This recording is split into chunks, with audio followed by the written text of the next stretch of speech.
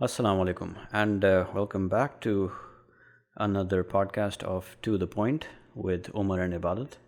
And with me, as always, is my brother Omar. Assalamu alaikum, brother. Walaikum assalam. How are you?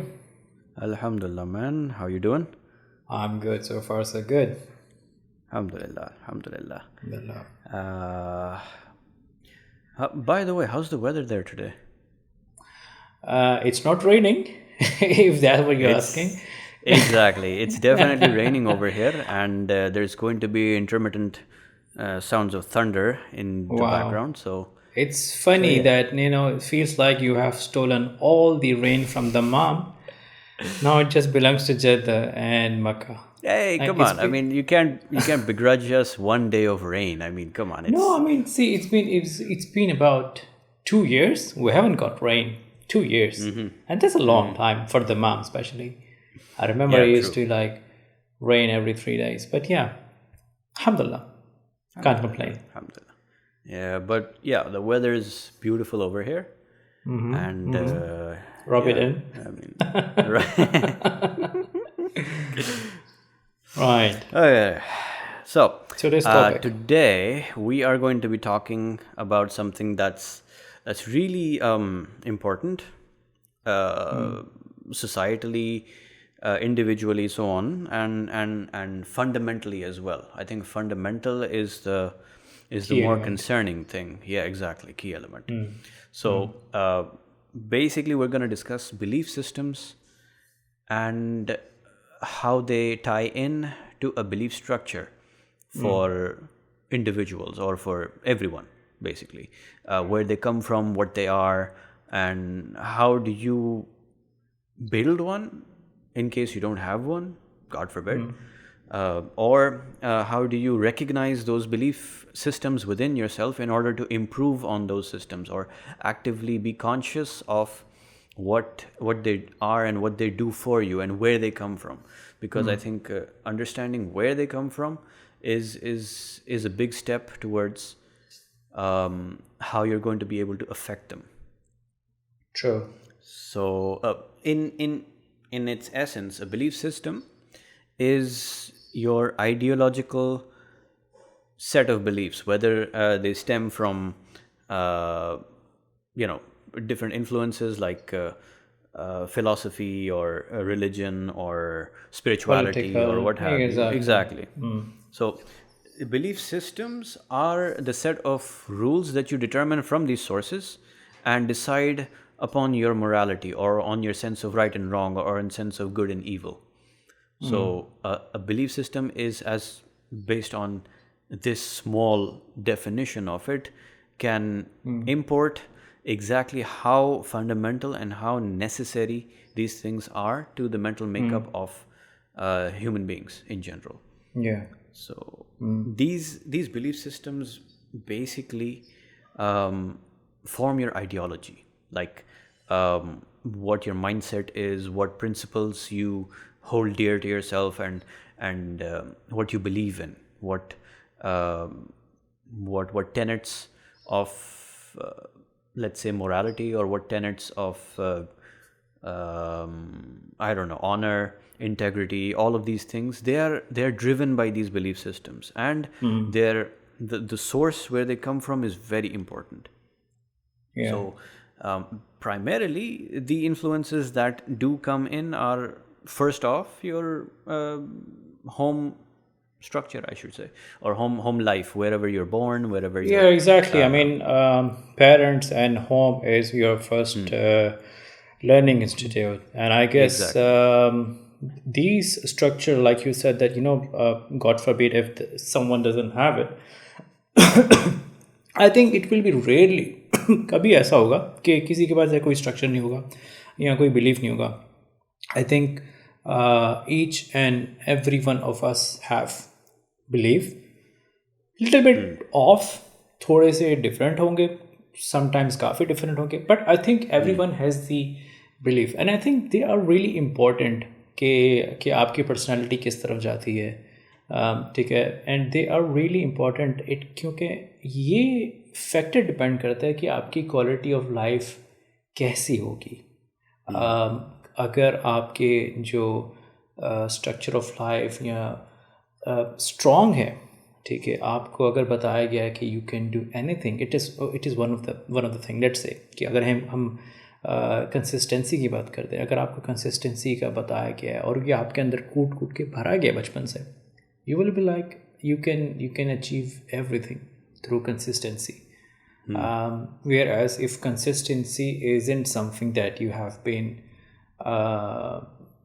enlightened with, ठीक है, you will find yourself a bit off. You will find yourself कि आप इस चीज़ को करने में थोड़ा सा ऑफ जाएंगे. And it really helps you to differentiate between right and wrong. I'm not saying कि सबके right और wrong एक ही हैं. It might be right for you, it might not be right for me, ठीक है.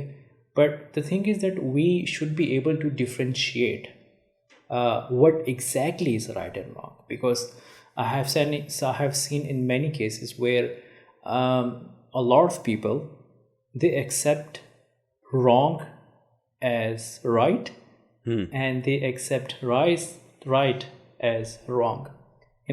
So it really depends कि क्या आपके structures जो आपको ज़ाहिरी बात है शुरू एज से ही जो है वो आपके अंदर डेवलप होते हैं, ठीक है. Normally it really is rare कि वो बाद में जाके डेवलप हों, या उनको जो है ऑल्टर करना जो है वो काफ़ी डिफरेंट होता है. आई वुडंट से इम्पॉसिबल, लेकिन काफ़ी मुश्किल होता है.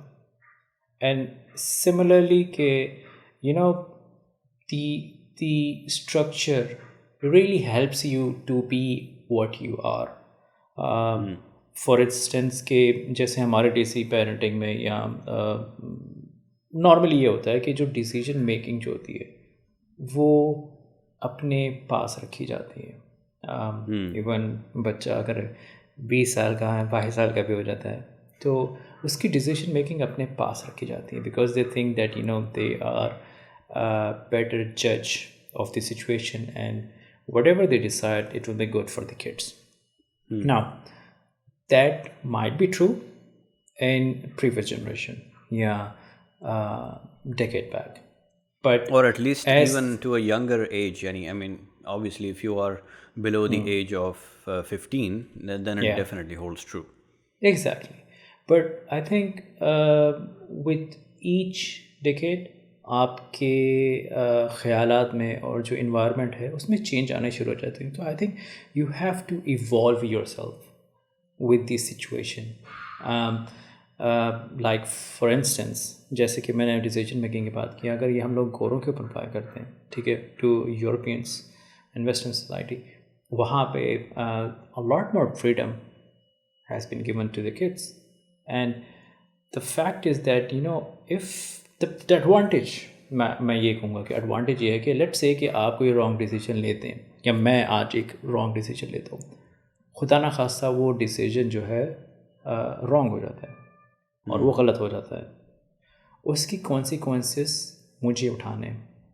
I wouldn't blame anyone else, but if someone else अगर मेरे हक़ में उसने कोई फ़ैसला किया होता, किसी और ने, मेरे पेरेंट्स ने, किसी और ने, I would blame them, So for Europeans, it's different. The right way is different. For us, the right way is different. But it is us who have to differentiate कि what exactly is the right way. So I think कि structure values जो है ये एक time पे काफ़ी matter करती हैं. Of course, we will say कि जो है जो ये based upon different things होती हैं, and some of them we will now talk about. We are not gonna cover all of them, but some of them. Of course, is ये तो यानी बहुत broad topic है जिसके अंदर बहुत सारी influence, because like I said, it's a fundamental thing, and a lot of influences influence this sort of thing. So covering all of them is going to be very difficult, and even the ones that we are going to cover, we're just going to be sort of touching upon all of them in order to give a flavor of what they are, because again these topics and their detailed discussion is very detailed. I mean, And agar these are belief the topics, systems ko sadly, these are the topics nobody talks about. They are passed upon generation to generations, but nobody talks about it. Nobody do anything to alter it, to change it, or to just do self-analysis. I think Well, that's nobody kind does of that. why we're here, anyways, because we're here to talk about things that aren't really talked about all that much. So True. that's kind of the point. Exactly. So I guess let's move on to what they are really based upon. I would say we were talking about religion, right? I think that is. You want to start about? You want to start? I think you can start. Sure. Before we do, you mentioned earlier, like we form these belief systems early on, and it's very difficult to change them later in life. The problem I had with that statement is that fundamentally it's correct, but if you want to take it in its broader meaning, in the rather more elaborated meaning, belief systems need to be changed as you grow older, because the ones that you grew up with are not necessarily the right ones.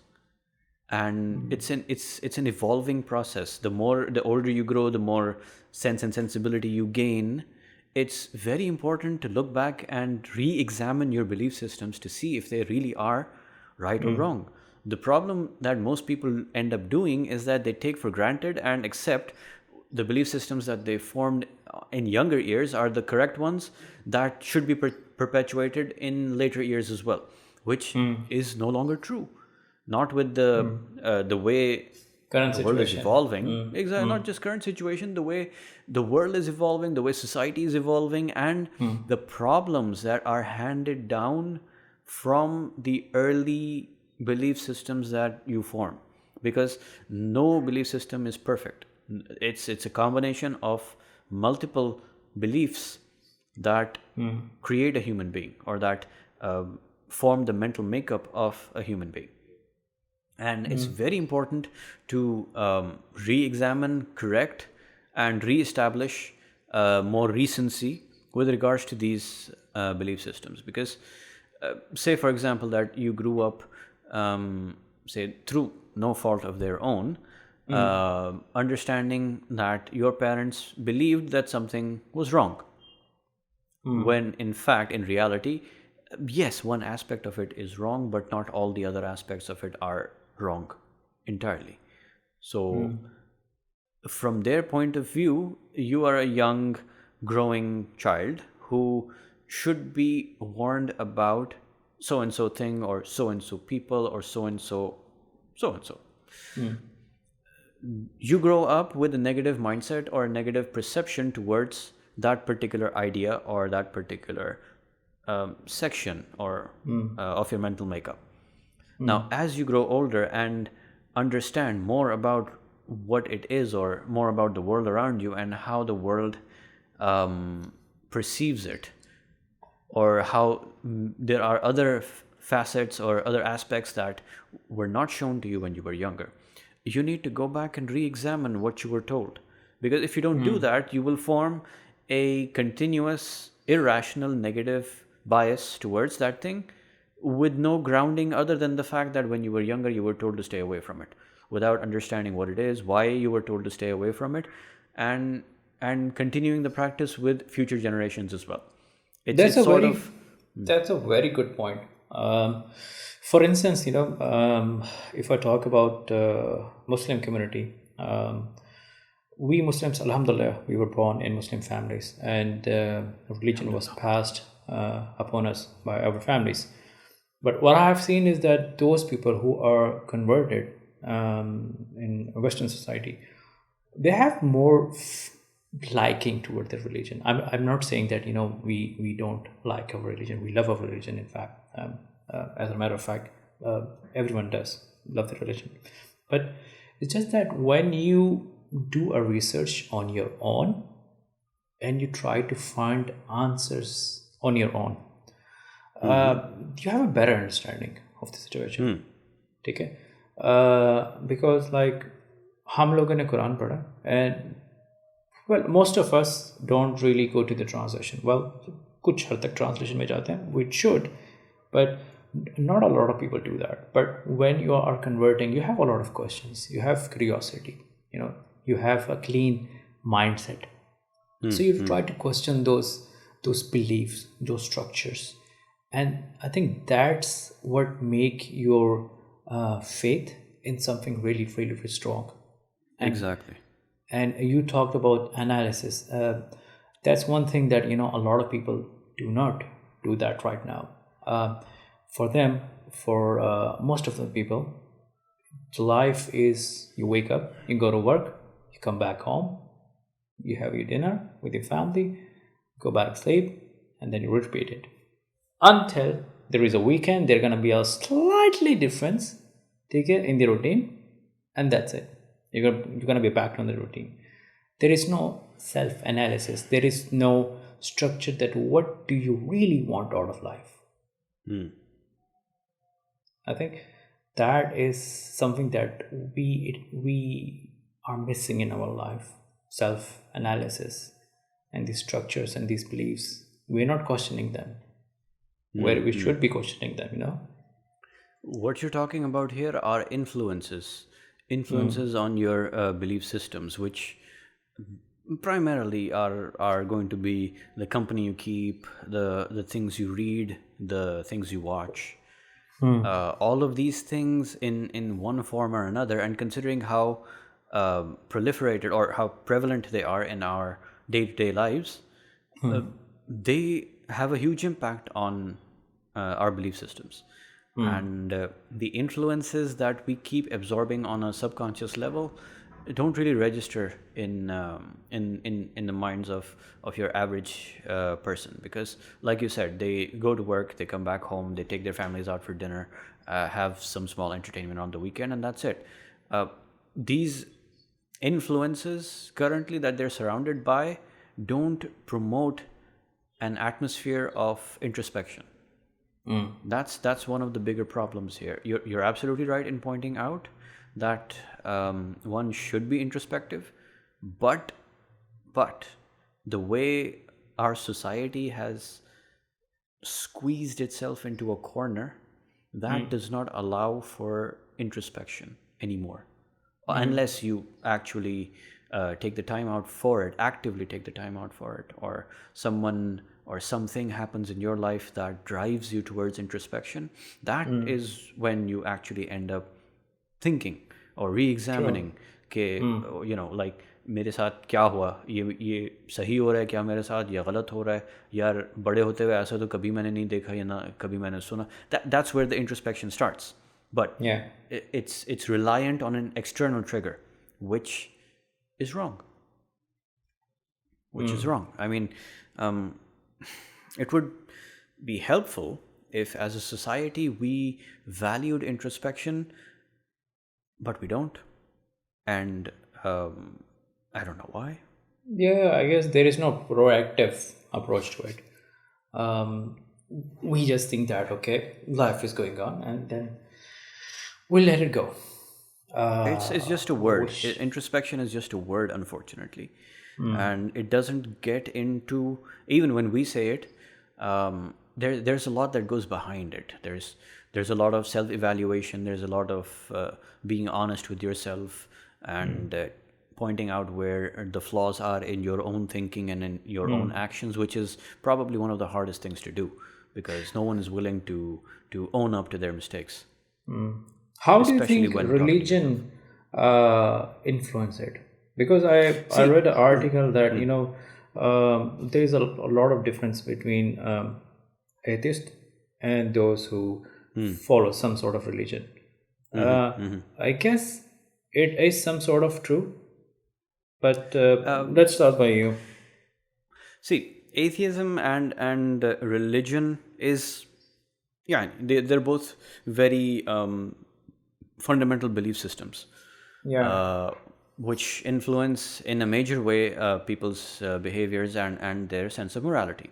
However, religion, let's talk about religion. Say religion is your, if not your primary, it is at least one of the primary and the earliest belief systems that you are exposed to. And in a way, it forms a very fundamental core in every person's life or in every person's mind about a basic and very necessary sense of right and wrong. And as self-explanatory as it is, but most religious people will know what we're talking about. Non-religious people who've never been exposed to religion, for them it might be, it might be arguable that so does atheism. But what atheism does not really do is provide a logical structure of action and consequence. Their system, their belief system, is arbitrary on humanity, Their own or understanding. Their own Their own understanding. I guess if you talk about religion, let it be any religion, let it be Islam, Judaism, or Christianity, or Any religion. any religion. I think there are fundamentals, rules, not rules, but that like are common teachings. to all of them. Exactly, like be nice to people, be nice to human beings, wildlife, and to help other people, or to abstain from those things which really sort of destroy your health, right? For instance, smoking or drinking. Like I know that smoking is something that is seen really, really bad in Sikh community, right? But there is there are a lot of people who drink, mainly Sikh, right? But what I'm saying is that there are a lot of similarities between these religions. But when you talk about atheists, they really, really do believe on what their understanding is. It might be a way of freedom for them, a way to express their feeling, right? But whereas when you're in religion, that might be wrong, because you are eventually hurting yourself,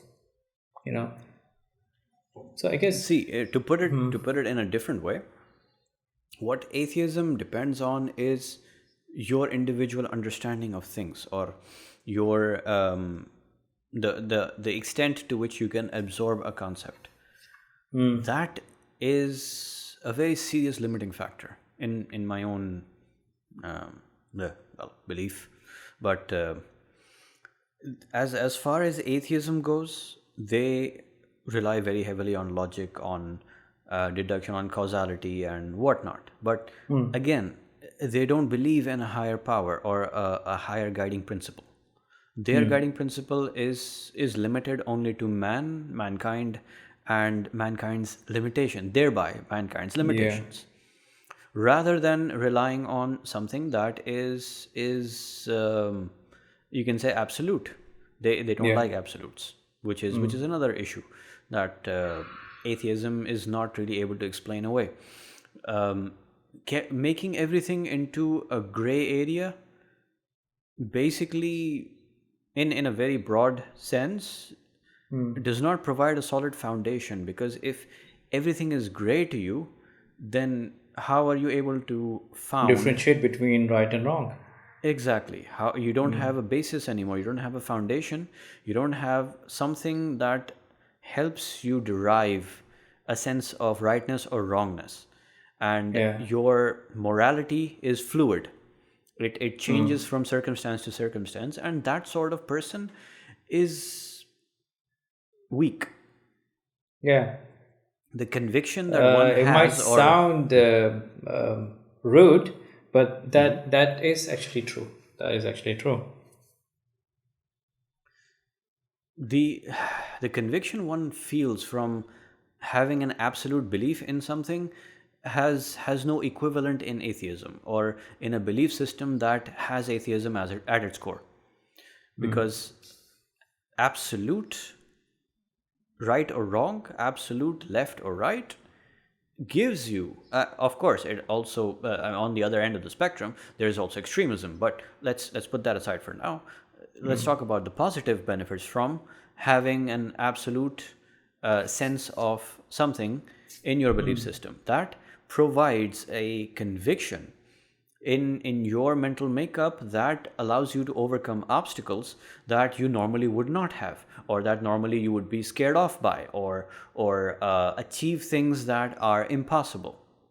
Now, I'm not saying that atheism cannot accomplish the same thing, but it requires a level of absolute, even within the tenets of atheism, that would allow people to reach that level of accomplishment, or that level of excellence, you can say. So Yeah. I'm not saying that it is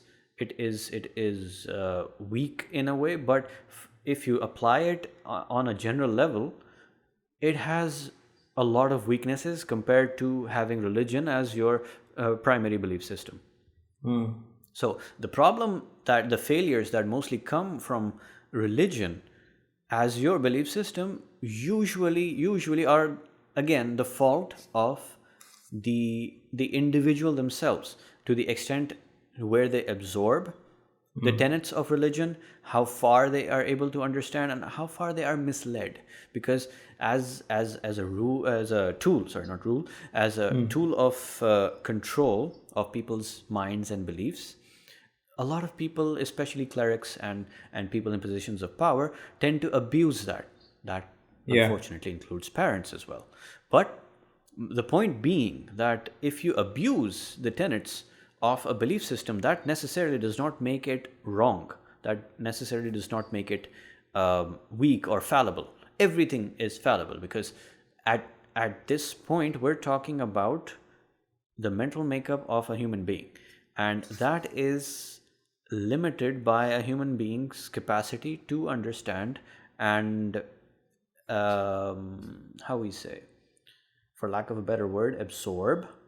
Yeah, let's call it absorb. To understand and absorb a concept and apply it to their lives individually. Now, given the huge variety of human minds and human senses and sensibilities, that offers you a very wide spectrum for any belief system to fail. But that does not mean that the system itself is wrong. It just means that it's limited by the user. So, Yeah. as far as religion is concerned, if you misinterpret or if you lack the proper interpretation, that is not making the belief system in the wrong. That is, sorry, that's not, let me rephrase that. That does not make the belief system wrong. And Yeah, I thereby, guess, see, their influence is more by the trend. I don't want to be specific over here, but there are many trends going on nowadays, which are which include atheism. unnatural, right? They are unnatural, and it's not something you will find in nature. But they are being followed, and a lot of these people who follow them are atheists, right? Because in religion, those things are considered as wrong and sin, because end of the day, that is against the nature, right? That's a perfect example, because those things might be right to most of the atheist people, right? But when you talk about the climate change, right, they will say that, oh, you are doing something unnatural, right? So that is wrong. Whereas on one side they are following and accepting unnatural thing, right? And on the other hand, they are saying that, this is unnatural and we have to support that. So that's what I'm saying कि confuse हैं. जैसे मैंने तुम्हें बताया कि जैसे तुम कह रहे हो कि वीक, लाइक एक तरफ जो है वो कह रहे हैं कि हाँ ये नहीं होना चाहिए, और दूसरी तरफ जो कह रहे हैं कि होना चाहिए. So that is again, yani hona chahiye, but it's still not in line with their own belief system. If they're basing their atheism on logic, for example, this is illogical. True. One part of their belief is logical, the other is illogical. How do you reconcile the two? They don't. I mean, they don't want to talk about it. That inherently is pointing towards the weakness of the individual.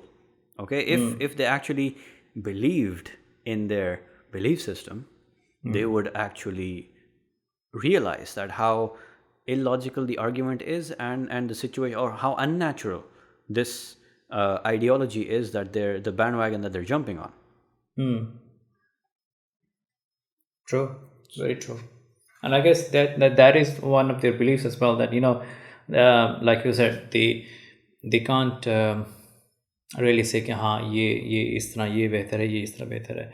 They just try to avoid the situation where they have to confront. They just That's try where the to lack of having an absolute in your morality comes into play.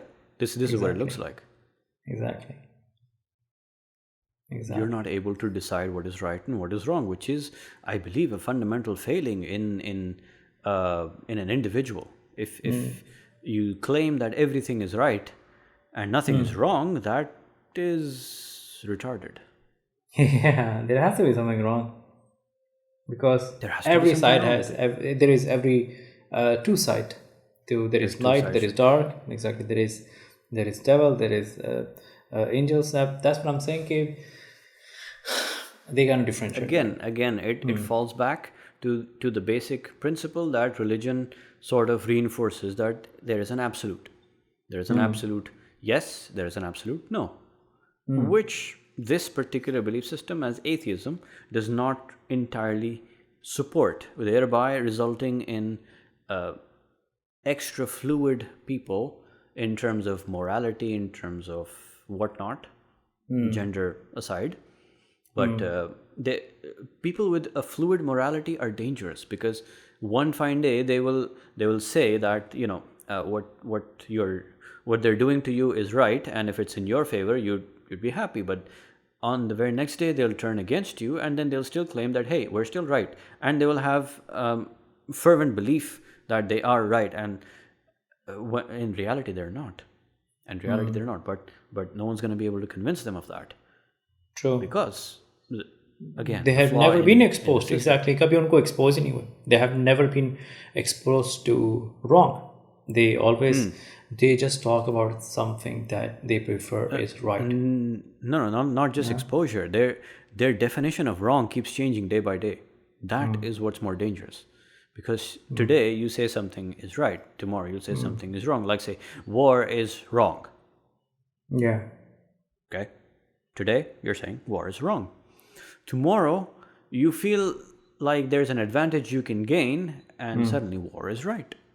Yeah. Let's go make war on people. Now, people like that, if they're in positions of power, they'd actually be able to execute that ideology and be very, very well able to claim that what they're doing is right, without suffering the consequences of their earlier statements that war is wrong. Yeah. If an entire society is filled with people, or the majority of the society is filled with fluid morals like that, then they would also fall in line and claim that war is right. And then there you go. People are going to go and make war on somebody else for absolutely no reason, except for one fine day you woke up and decided that, hey, we want something they have, and then let's claim Let's that do that. war is great. Talking about war, I think political is one of also an factor Absolutely. which Absolutely. structure your belief. A prime example would be जो कि अभी recent Muslim Israel और Palestine के साथ हुए हैं. Now there was two different parties, and both of them were showing different sides. ठीक है. Palestinians were a lot of Israelis when they came to Palestine. ठीक है, तो उन्होंने जगह दी घर रहने के लिए, right? But now they are claiming that this is their homeland, whereas Palestinians are being forced to be affected, right? तो उस टाइम पे जब उनको घर से निकाला गया Israelis को, that time they thought that they were the victim. But now the time has changed, and according to them, they are being the victim. So I think political is also one of the factor. Like a prime example is अगर पाकिस्तान में बात की जाए, ठीक है, I don't wanna किसी का मैं किसी पार्टी के अगेंस्ट या मैं फॉर नहीं बोलना खुदा का वास्ता, but I'm just saying that for some people it might be a good thing कि हॉस्पिटल्स बन रहे हैं या schools बन रहे हैं, ठीक है. On basis of that, a lot of people might be with that party, ठीक है. Whereas the other people, on the other side, they might be saying कि यार स्कूल की बजाय इंफ्रास्ट्रक्चर और इन चीज़ों पे, रोड्स के ऊपर ये काफ़ी काम होना चाहिए. Like see everybody talks about motorway, right? और अभी तक उसके बारे में I'm not saying कि infrastructure is wrong. I think infrastructure is one of the fundamental thing where a lot of things take place. Like if you talk about China, China ने जहाँ पे भी कुछ ना कुछ करना होता है ठीक है, वहाँ पे वो सबसे पहले वहाँ पे infrastructure, roads and everything, they laid upon that foundation. But the thing is कि हमारे लोगों के लिए जो सही है उनकी डेफिनेशन जो है बड़ी ऑफ द ट्रैक है. On one hand they prefer schools and colleges and hospitals, and on the other hand there are some people that who believe that infrastructure is the main one. तो कि देखो दोनों अपनी जगह सही हैं, but their right and wrong is defined by the political statements, right? Like जैसे कि मैं कह रहा हूँ कि जो है ये इंफ्रास्ट्रक्चर भी बेहतर है और स्कूल भी बेहतर है, but it just depends on you. I think it shouldn't be depend on political issues कि क्या है, but sadly it is true, right? Absolutely. Then again, schools are also a fundamental contributor Exactly. towards, so you can't exactly say that infrastructure takes priority over schools or vice versa. Problem is that making issues out of fundamental needs is inherently idiotic. Because yes, as a country, as a nation, as an economic need, you need infrastructure as well as schools. Because if you don't have infrastructure, you can't support the rest of the country's functions. However, if you don't have schools, the same thing applies. You won't have. It's like what came before, the chicken or the egg. If you start arguing about two things like this, either you do both or you do neither. Exactly. Either way, again, absolute, like we discussed, but both are necessary. And in this particular example, both are necessary. Both are fundamental. Both are required for progress. You cut out one over the other, and that's it. It's ridiculous. It's ridiculous. It's just perpetuating the cycle. So as far as that is concerned, sure. Again, political mindset, political beliefs, political ideology is also something that yes can be a contributor towards a belief system, but it's something that I feel that needs to be examined very thoroughly, because most people take it for granted. They take sides in terms of siding with a political party or their beliefs or their agendas, and then assume that what they're doing or saying is right, and then they fight to the death over it. So the problem with that sort of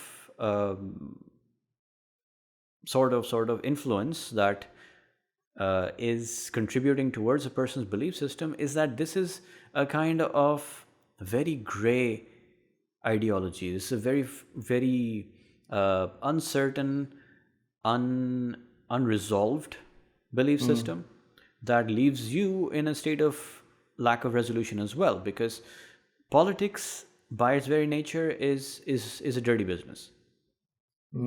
Okay, at the end of the day, there's no one that is going to be either completely good or completely bad. Bad. So unless They're both you're expects. talking about a dictatorship or some other form of absolute government, that you can claim that is completely good or completely bad depending on the majority of their actions. Because in a democracy or in a pseudo democracy like Pakistan's, you are attributing a large number of you're attributing the progress of an entire nation to a large number of people, to a large number of people with differing agendas, with differing personal agendas, differing political agendas, and claiming that they are good or bad. You're trying to apply an absolute to a situation which is inherently gray, and that doesn't work. That, as a again, is a very fundamental flaw that I find in political belief systems that form a foundation of a person's makeup. And I feel that it should be one of the least influencing factors in a person's mental makeup or in their own personal belief structure. So, but then again, that's my own 2 cents on it. Exactly. But I think I could be wrong. I could be wrong. no, you're right, because see, in Pakistan, Between the two of us, I feel like I'm right. You agree with me because you understand my point of view. Yeah. Most other people may come with They a don't do different set that. of information. Yeah. No, they may come up with differing information that, if given the opportunity, we would like to counter. But for the purposes of our discussion, I don't believe that it is a viable belief system that should be part of a person's belief structure. And if somebody feels differently, please leave a comment. No, leave you're feedback. right. You're really right that in democratic situations, like Republic of Pakistan, or even talk about United States. When Trump was elected as president, right? Yep. Now, कैसे हुआ किसी को कुछ पता नहीं है. But the thing is कि हुआ है, right? ये मतलब जो उसके votes हुए वो कोई magically they didn't appear, right? They were people who were following that ideology, and they were following that. So there's a lot of people who still believe in him, still hold true to the ideals that he put forward, which were part of his political belief system. Exactly. Which means that there are a lot of people who prescribe to that belief system, which is dangerous because of the unstable, ridiculous, idiotic man that he is. Which means that there are equally dangerous, idiotic, and probably more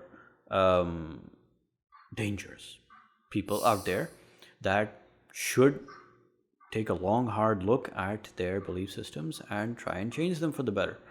Because what he was preaching was not at all in the boundaries of good or decent or how we say reasonableness. Let's call it reasonable. Reasonable, yes. I think that's a safe word. No, it's an actual. It's more than just a safe word. It's reasonableness covers a lot of things. It covers things that are acceptable by a large majority, things that are actions that are not damaging to anyone, so on and so forth. I mean, that's where reasonableness really takes people. So if you're an unreasonable man, that's dangerous, especially as a head of state, for example.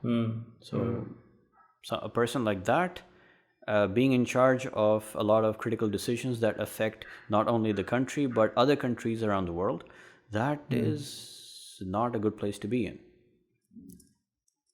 I think apart from politics, there is one thing that really, really affects your structure, and I would say that is the society that we live in, isn't it? Because end of the day, everything is linked with your environment. You learn a lot of things from environment. Don't you agree? Like in Pakistan, we have there are so many things that they say कि आप काली बिल्ली रास्ता ना काट दे, and don't wear perfume Not just Pakistan. at night. That black black cats are sort of a universal thing, not just Pakistan. Yeah, But the, it's ridiculous. the thing is that you have to uh, और ये मज़े की बात है कि बहुत देर से it has been passed on and we are still believing in that. See, the thing is That's that if superstition. something See, superstitions themselves fall under a broader umbrella of esotericism. Okay, it's anything that is occult or is unexplainable, or it only us, or those who believe that there's a certain number of people or a sect of people that can understand these things, and not everyone can understand them. That falls under esotericism. That's also one of the larger belief systems. yeah. So other than that, I mean, I understand where you're coming from. Superstitious beliefs in general are a very strong influence. They are, unfortunately, especially in our Especially in culture and- subcontinent, yeah. Exactly. That, I believe, that sort of stems from the overall history that we've had in the subcontinent of devil worship, not devil worship, sorry, idol worship, that has been sort of a staple for the subcontinent for thousands of years. So that sort of filters through in some way or another, even though we call ourselves an Islamic republic. But unfortunately, these are beliefs that have taken root very deeply in our society or in our culture, let's say. So even culture, like I mentioned earlier, is one of the larger influences on belief systems. But be that as it may, superstition, esotericism is a very special snowflake kind And of funny thing, belief it system. conflicts with religious aspects. Like we It we conflicts with not just religious. There are other more sensible or logical beliefs. Hell, Exactly. it I even mean, conflicts with atheism. exactly. I mean, we may call ourselves Muslims, but we are indulged in some sort of these black magics or these taweez and all that, where Occult beliefs. Yeah. like we should be like as a Muslim, we should only believe that there is only one help who can provide, and that's Allah. Allah subhanahu wa ta'ala. But we sometimes deviate from our path, and we think that there are some other ways which we can. That is the sign of a weak belief system that needs to be looked at and improved upon. That this is basically what we're trying to address in our podcast. But the point being that if you primarily hold religion as your belief system, that is the core of your belief structure, you cannot bring in another element which conflicts so directly with your primary belief system and claim that it is a valid belief system or an element that should be included in your belief structure. That's ridiculous. That conflicts. The point is that it conflicts directly with your primary belief system, and that is Exactly. That is dangerous. really dangerous, and it's funny, like you are in between the line of religion and I wish I could see the humor in it, but Yeah. it's downright alarming for me to see how easily people are able to rationalize and Exactly. I mean, it's been normalized. It has been normalized so much that we sometimes think that शायद हम ही पागल हैं that we're not following it. Like I mean, come on. I mean, in general, people here in Saudi Arabia, they do not accept these things at all. Yeah, So, exactly. I mean, we're not thankfully we're not the only ones. But but to say, I mean, the thing is that it's logical. What they believe in, what they preach, is logical. That looking for sources of help outside of Allah subhanahu wa ta'ala is akin to shirk. It's akin to shirk. That is period. shirk. Is that a shirk? Because you're asking someone else. Like you are not. You're even not. Not only are you asking someone else, you are attributing power to help you in some way or another to someone other than Allah subhanahu wa ta'ala. But true. Whether it be the person that you are going to, and or whether it be the means through which he or she is looking to help you, either of those things indicate that you are assuming that someone else other than Allah subhanahu wa ta'ala is going to help you with some great need in your life, which comes into direct conflict with your primary belief system. And I don't understand how people are able to rationalize that. They shouldn't be able to rationalize that had they looked at their, or examined their, or introspectively viewed their belief systems, which is, again, the whole reason why we're having this discussion. Exactly. Because there The is lack no of introspection. There is no self-analysis. And that's worrisome because it's affecting us on a generational level. This is I being think handed down if to the next generation.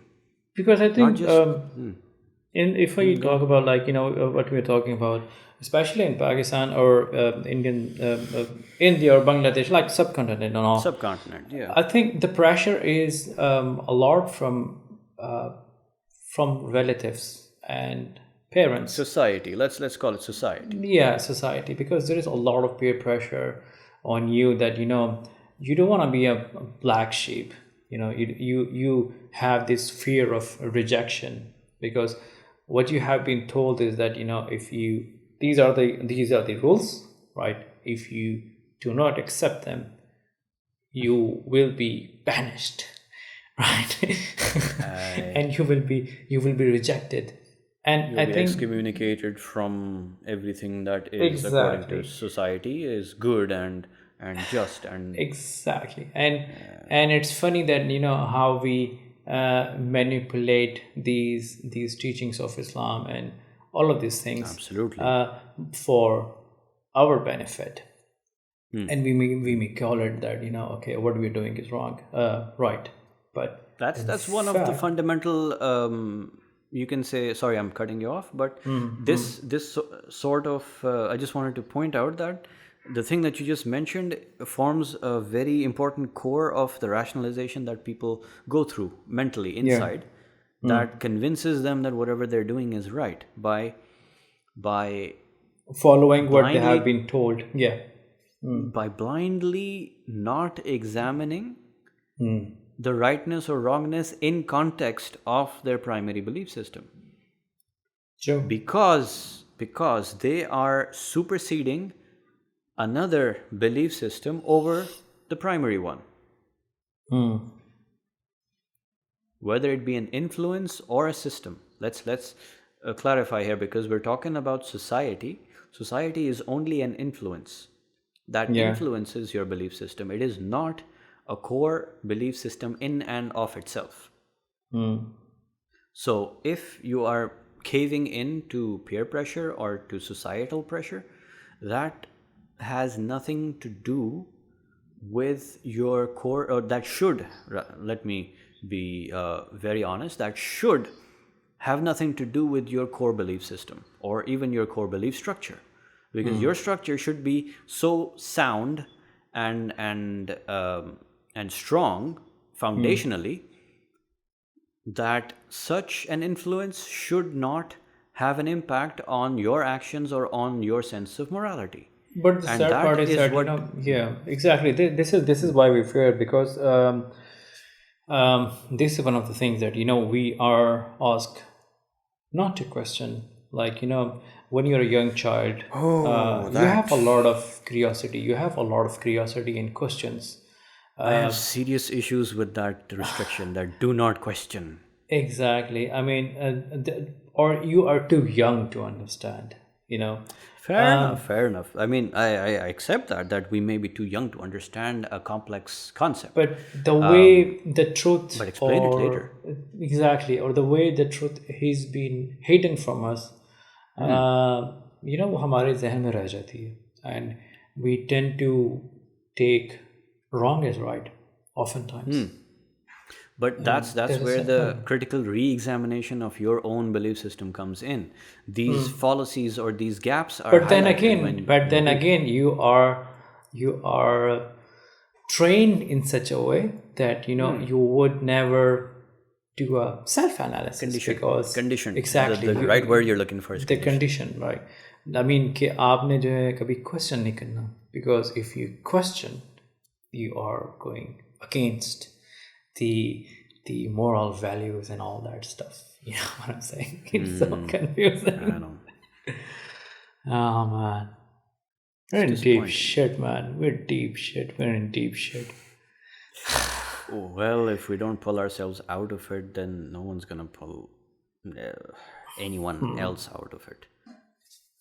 It's something that we all have to do on our own, and like I said, I mean, having a proper belief system in the first place goes a long way towards fixing this fundamental problem, because this thing you'll find that it's not there in our education, be it at school or be it at home or whatever. Critical examination of something, or even the concept of demonstrating that there is such a thing called a belief system or a belief structure. That is a very This interesting that I was going to say that the next factor is education, because let's be or lack honest that thereof. the thing is that in our society, we have been given with very few options, that I can either you can be a doctor, or you can be an engineer, okay, you can be an accountant, right? Apart from all these jobs, there is no talk on, okay, there are some other or astronaut on, let's say, or pilot, or a mechanic, because like, I'm not talking about mechanic who does a job in garage, but I mean, I'm not saying that it's a less of a But job. dude, even that is a very specialized job. There It's is not that everyone that can do it. exactly like Formula One mechanics. They are True, pretty dude. You're going way to the top of the food chain in mechanics. Let's talk about the one that is in the garage fixing your car because you don't know exactly. anything You about can't your you car. can't do that. You're paying them to fix it because Exactly. you don't You're know doing that, it for a reason. right? So there's a thing that there are a lot of in our education, there is a lot of gap. There is a lot of things that we need to change, as a parent, as a teacher, as a student as well, because we need to question that what is there that we really like. I mean, Rather not question that. It's more about engendering a questioning mindset. Like give it room to grow. Allow the children to ask questions, and if you don't have an answer for them at the moment, either you tell them that give me some time, I'll look it up, or give them a satisfactory answer for the moment and then come back to it at a later stage. Like, tell them something basic at first and then elaborate on it during a different conversation, or just exactly. recall it later. Again, the education part of it is not just limited to parenting. We're talking about formal education of this as well in schools, in not as a subject, as part of the curriculum, because no one's telling you to sit your child down and have them attend a 30-minute class on philosophy or the study of belief systems, and so on and so forth. No, these things should be a part of the The fundamentals, let's say. not just the fundamentals. I mean, that's the thing that just made me pause right now, because I just realized that there is no such thing in the education as of now. Like, there's no place where they teach you values, moral or otherwise, and I mean, As a I matter of don't fact, see it. anywhere. As a matter of fact, anywhere in the world, As a matter of I fact, don't anywhere, think. you're Yeah, right. You're right. I mean, of course, there may be some other obscure schooling systems. Like I think there was one I heard mention of in Norway, or I think it was Switzerland or Norway, either of some any developed European country. There is a very different schooling system that I read about over there, where they would have kindergarten children. They take them out into the woods and let them play around with nature. Like if they want to climb trees, they can climb trees. If they want to set up a camp, all of them contribute towards setting up the camp and whatnot. And there will be adult supervisors there, yes, but all of the children who are aged from anywhere from I think 5 to 9, I think, and all of them are doing their own thing. All of them know how to find water, how to find food, or wander around in the wilderness.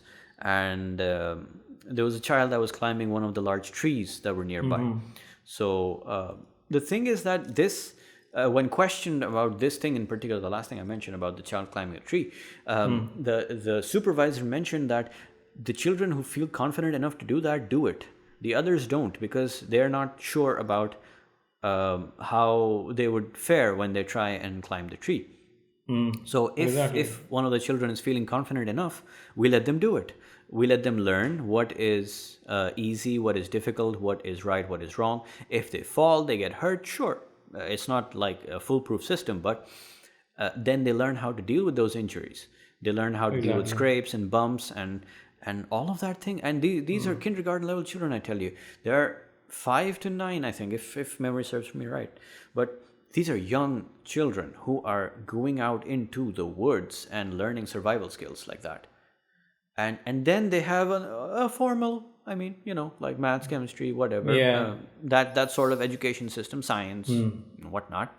But this is part of their education system, which teaches them these values that we're just talking about right here, which are not taught in a classroom, which are not taught as a separate subject, which are never there on a timetable, like you have 9 to 9:30 as science, and 9:30 to 10 as languages, 10 to 10:30 lunch break.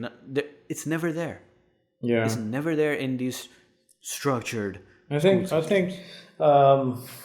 the school systems what we have around the globe, they need to be revised. I mean, they definitely need to be revised. They're still for built God's on sake, the same I mean, concept they had when the Industrial Revolution happened, because exactly. I was gonna say that every bloody year new car models are coming up, right?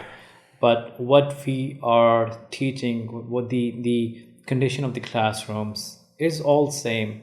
We all sit in row and columns, facing toward one person, right? And we have to raise our hand to speak. I mean, the thing is that someone need to evolve. We need to evolve.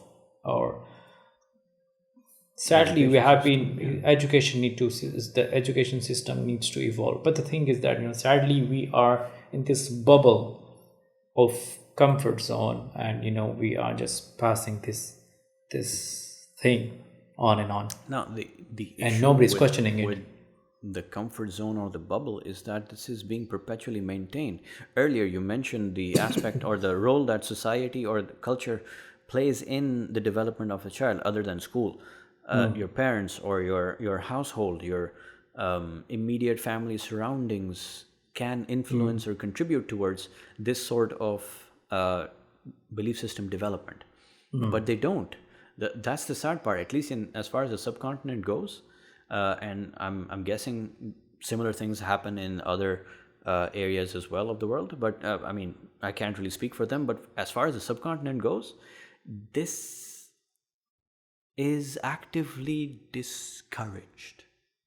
This mental development or introspection, or at least even the development of an actual belief system, is discouraged actively by our culture, by our society, because for some odd reason people or children are trained to rely on their parents for every sort of decision that impacts their lives, not their parents' lives, their own lives.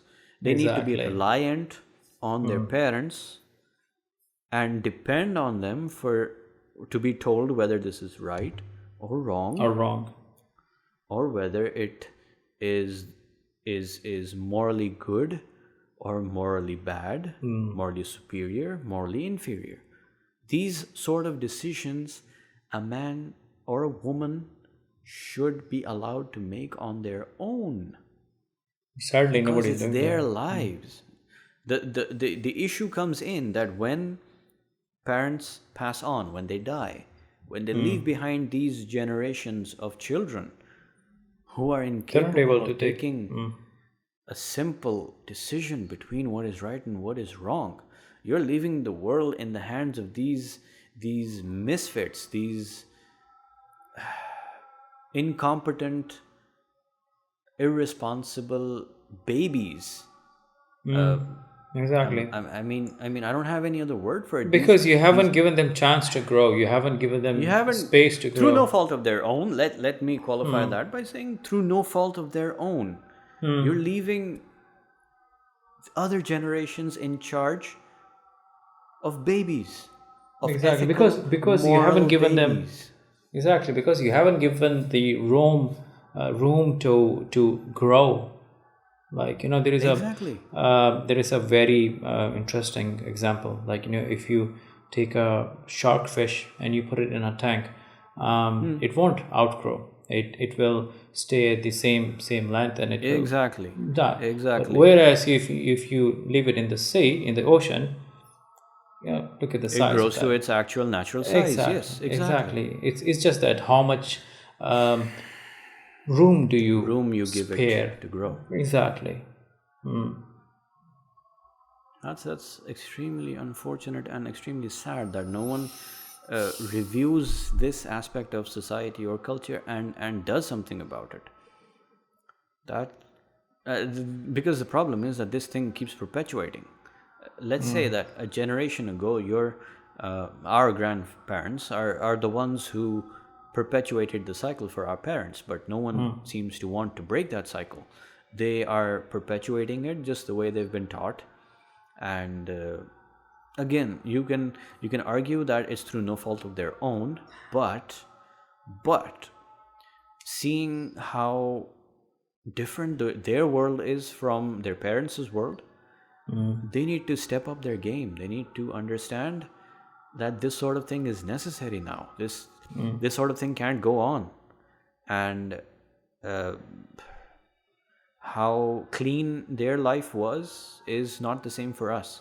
We need this moral grounding because, hey, throughout life, throughout their experiences, they've gained this moral grounding, which is apparently forming the what do you call it?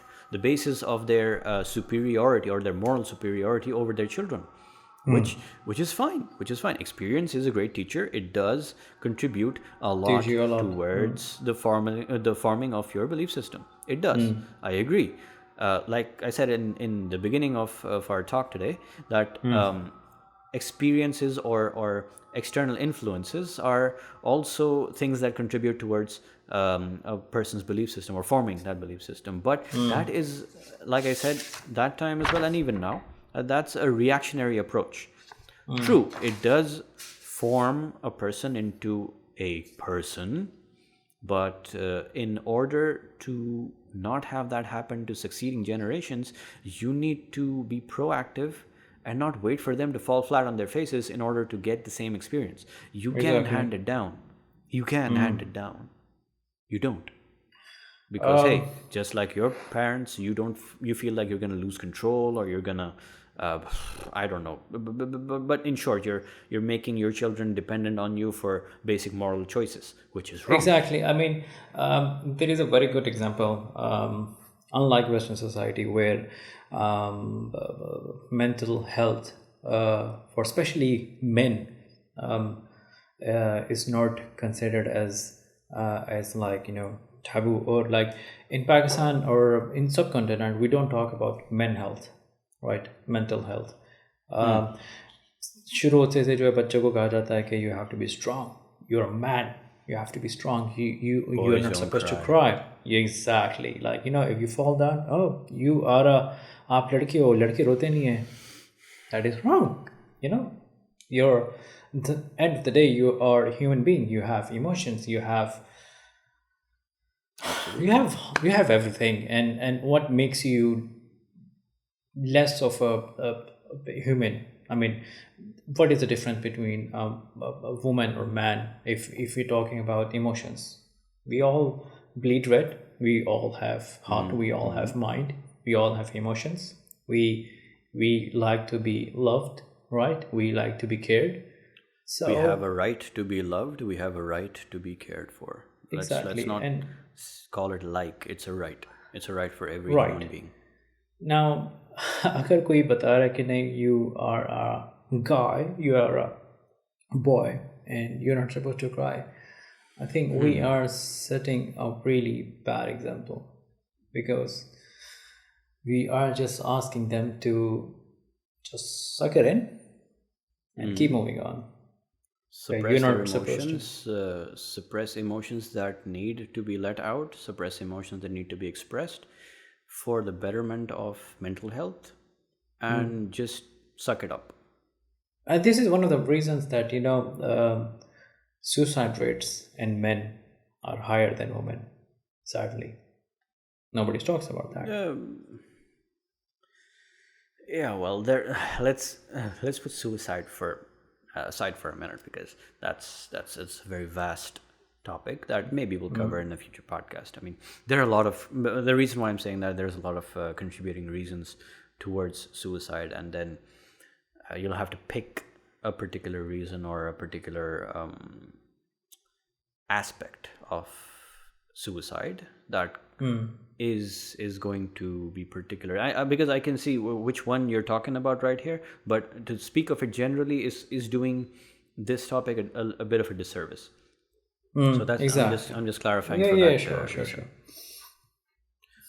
So, but yeah, I see your point, and it's very valid, and yeah, that's the long and short of it, unfortunately. Yeah. I guess we were discussing that, why is it, the second part of our podcast is that why is it important that it should be formed in earlier stages. By earlier stages, I mean by early 20s or 30s, because it's never late. Because for some people, they might think that these structures need to be formed in their early systems. Exactly, in systems यानी कि जो है बचपन में. But the thing is that by what we mean by early is that even in early 20s or early 30s, they should at least start developing actively, because I would agree that up till that age passive development is all well and good, but at the same time the controls or the tools to actively alter them later on in life should also be handed down to these generations, because it's very important to re-examine these at later stages in life. If you've brought them up right, they will be able to tell by themselves what is right and what is wrong. And in order for them to be able to do that by the age of 20, or say mid-20s, let's just say 20 is a little too early. I would still qualify early 20s as still the developmental stage, because you're still growing mentally. You're still questioning, exactly. You're still questioning, you're still unsure, you're still getting really exposed to the real world. So I think mid-30s is something where you have a developed personality, and I think by that time one have the structure framework, right? After that, it might be difficult, not impossible, I would say. It is difficult to alter or have a new structure in their personality, but I think before that we need to encourage a lot of uh, things in our young kids that they need to self-analysis. They need to do self-analysis and make their own structure rather than just following anyone blindly. I think they really need to find what their set of beliefs are.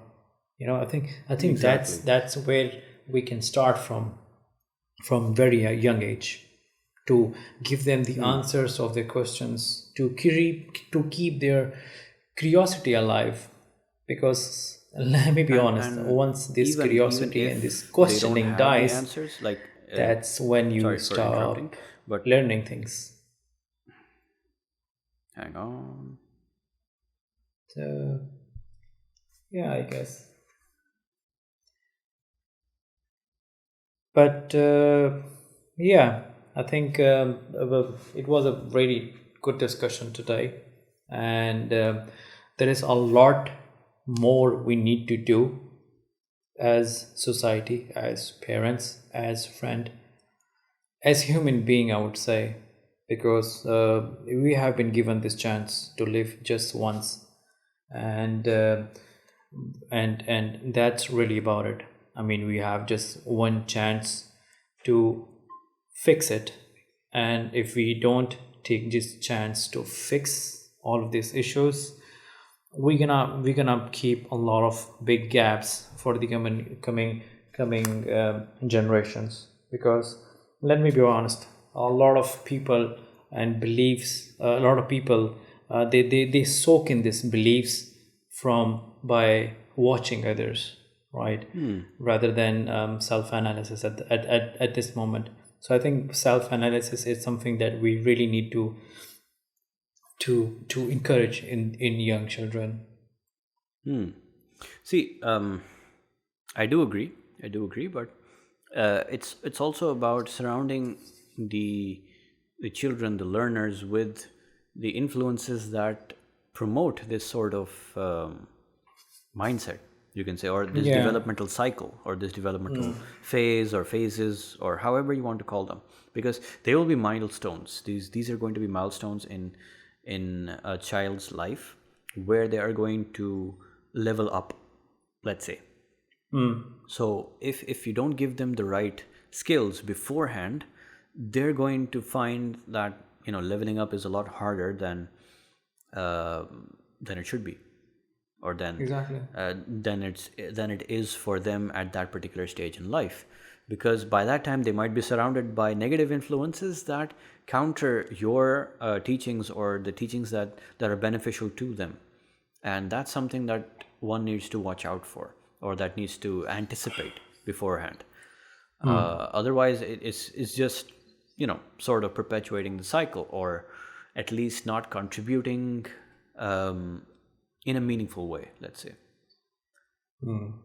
Because the unfortunate thing is that again, this is an individual level effort, and it needs to be done, but I don't know how this is going to spread, because this is our this is our effort to try and bring it to the front, because it's a very real and a very fundamental problem that is currently not being addressed. So I hope more people do address it, whether through us or through Inshallah. some other sources, or wherever. Please, I mean, I really don't care.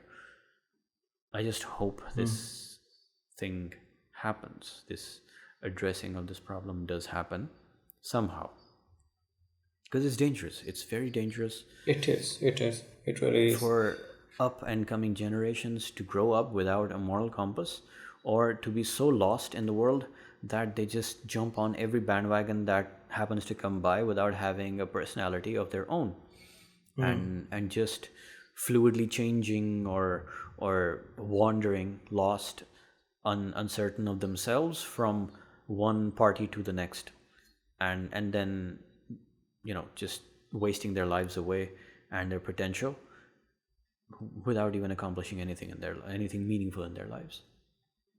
Yeah. So yeah. long topic. That's about it for me. Yeah, same here, same here. It was a good discussion, and hope you have learned something from this topic, from this top podcast.